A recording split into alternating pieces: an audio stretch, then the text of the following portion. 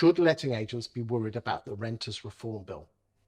Today, I'm joined by Paul Shamplina, who is the Chief Commercial Officer for Hamilton Fraser and boss man of Landlord Action. Paul, talk to me about the Renters Reform Bill. We're filming this in January 24. What's your thoughts? Talk to me.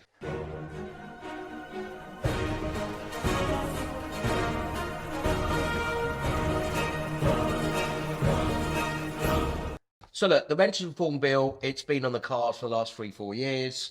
There's been a lot of toing and froing. We're waiting for it, obviously, to get another reading and then go through the House of Lords. There's a bit of work needs to be done. We have 10 million voters, 10 million tenants. That's a lot of voters. We know that there was a 12-point plan. The highlights, and we're going to talk about Section 21 in a minute, I'm sure. The highlights are nothing to be scared of for landlords. It's only going to, and agents. So you're going to have every landlord would have to belong to a redress scheme. Well, that should be good news for a landlord, and letting out. That should be good news for if they're a decent landlord, it should be absolutely fine. It should be fine. So that'd be good news for a letting agent, because all letting agents belong to a redress scheme. So you've got 2.74 million landlords out there. You know, the NRLA, who are doing great jobs under Ben Beadle's leadership, they've got 105,000 members. There's a lot of landlords out there that when legislation comes in, they won't know what the redress scheme is. And that is for the consumer. The consumer is the tenant.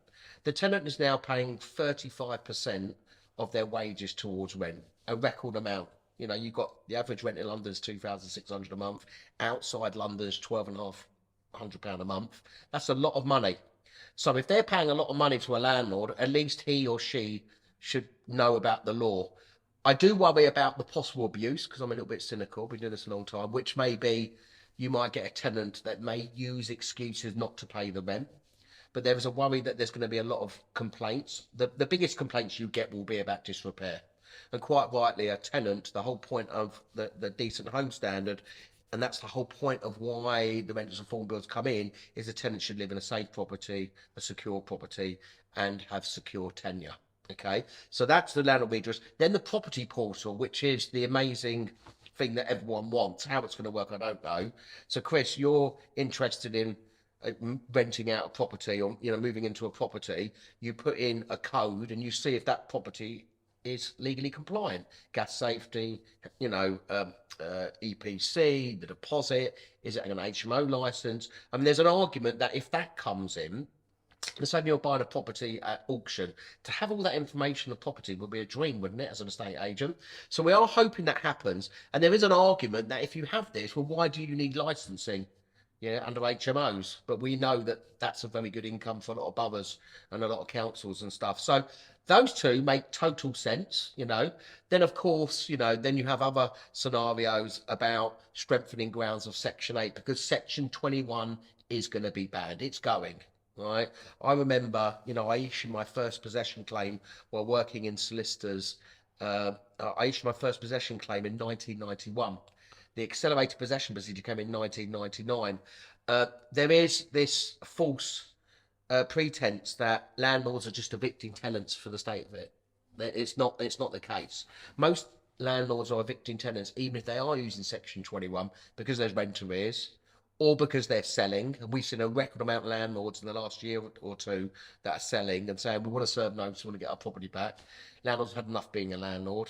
And of course, everything was accelerated when the interest rate shot up under Liz Truss. Then you have Section 24 and the tax implications, and then the Renters Reform Bill. That's why you have to fully manage with a letting agent. So Section 21 is going to go, but you can't give it a Section 21 unless you strengthen the grounds of Section 8. There's going to be something like 33 grounds.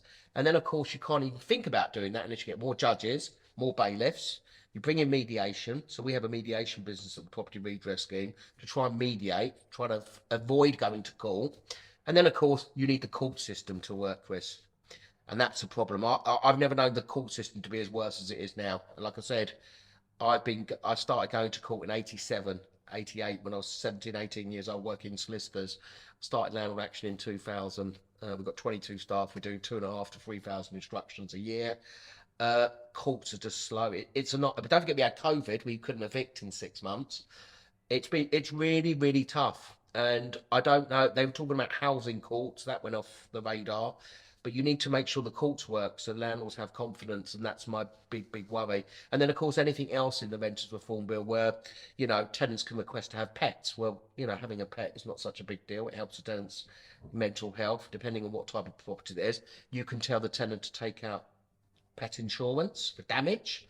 And I know with my deposits cap on, we've had very little tenants have disputes with landlords about pet damage anyway. It's very minor.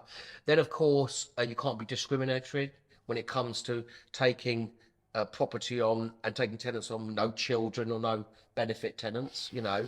But I think the rule of economics kicks in when you've got now 20, on average, 25 tenants viewing one property. COVID 2019 used to be 6. We've got a rental stock crisis. So if you've got open, and now you have open house viewings, Chris, tenants come in, they're so desperate for a property, they're bidding against each other. So you have auction wars. Rents have come down a little bit now, which is good news for tenants. They've evened out a bit. But if you're a housing benefit tenant, a universal credit tenant, and you're trying to go against a professional couple at a hospital, you've got no hope. You've got no hope again, and you've got to pay the top up. And then the landlord worries about getting direct payment from universal credit. So the worry you're going to have, there is an unintended consequence. When you get rid of Section 21, there's worry about antisocial behaviour tenants. How are you going to get those tenants out? Landlords are going to be much stricter on referencing. Then you've got scenarios where tenants are paying 6 or 12 months rent in advance. So there's going to be, and this all comes down to the lack of social housing, and then the knock-on effect is the private rental sector. But I, as an agent, don't fear the Renters Reform Bill. It is the biggest change in 30 years. And there's one thing that letting agents are very good at. They're very flexible and adaptable. Well, let's be honest, everyone was panicking about the tenant fee ban. They were panicking about Section 24. These are all changes that were scary at the time. We've got through them, and we'll get through this, won't we? 100%. You get through it. It's understanding it. It's about information. It's about having the right resources around you. It's like if you are a property member or you're a landlord and a member of the NRLA, it's really important to be members and get your information. And we have this at our organisation, Hamilton Fraser. So we act for the best part of 22,000 agents across all the brands and touch about 500,000 landlords. We've got a website called Landlord Zone. So we're forever educating our clients. Thank you for your time today, Paul. Thank you.